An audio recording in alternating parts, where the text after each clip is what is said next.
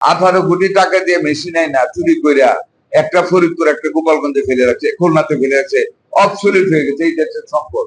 বহু হসপিটালে x-ray machine 2 নম্বর মেশিনে না বেশি সরকার ফালাই গেছে, এগুলো বঙ্গরে এখন বাঙালির কাছে বেচতে হবে।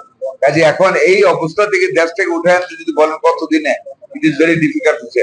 তবে এটুকু বলতে পারি, আমাদের প্রতিশ্রুতি, আমরা জনগণের জন্য সুস্বাস্থ্য আমরা নিশ্চিত করবো। সেটার জন্য আমাদের যা যা করার ইনশাল্লাহ আমরা কাজ শুরু করেছি, আমরা কাজ করবো, এইটুকু আপনাদের আশ্বস্ত করতে পারি। আমরা কমিটেড যে আমরা এই দেশে উন্নত করবো। এখন আমরা প্রত্যেকটা মেডিকেল কলেজ হাসপাতালে 50 বিশিষ্ট কিডনি ডায়ালিসিস সেন্টার করতে যাচ্ছি। শুধু যাচ্ছি না, অলরেডি আমরা মানে পাস করে ফেলছি, ম্যান পাওয়ারও আমরা অ্যাপ্রুভ করে ফেলছি, ডাক্তার সহ। এখন শুধু ইনপুট করবো, 2 মাসের ভিতরে চালু করবো। পঞ্চায়েত সরকার আর জেলা সদর হাসপাতালে এই যে এটা হবে 10 বিশিষ্ট কিডনি ডায়ালিসিস সেন্টার। এটা তো হবে আগামী 2 বছরের ভিতরে। আমরা উপজেলা লেভেলে 10টা করে বেড দেবো কিডনি ডায়ালিসিসের জন্য ইনশাআল্লাহ, প্রত্যেক উপজেলায় হবে। এটা ওয়ার্ল্ডের সবচেয়ে নাম করেছিলাম জন্মহার কমিয়ে, সেখানে আমরা এখন 2% মোর আমাদের গ্রোথ রেট বেড়ে গিয়েছে। আমাদের হাতে আমরা দায়িত্ব নেওয়ার পরে আমরা 31 কন্ডম মানুষকে দেওয়ার মতো অতিরিক্ত পাইনি।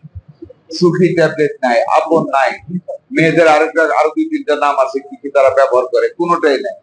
দোয়া রাখবেন আগামী 15 সেপ্টেম্বরের ভিতরে আমরা একটা বাফার স্টক সৃষ্টি করতে যাচ্ছি। অনলাইনে মানে আমাদের সাপ্লাই লাইনে সমস্ত কিছু আসতেছে, কন্ডম, হ্যাপি, সুখী ট্যাবলেট, আপন ট্যাবলেট, আদার ইউজেস, মানে ঠিক যেগুলি মেয়েরা যেগুলি ব্যবহার করে। আমরা একটা বাফার স্টক তৈরি করতে যাচ্ছি। আমাদের অলরেডি পাইপলাইনে আছে, একটা বিশাল বড় টেন্ডার হয়েছে, এই সপ্তাহের ভিতরে ইভালুয়েশন শেষ হবে।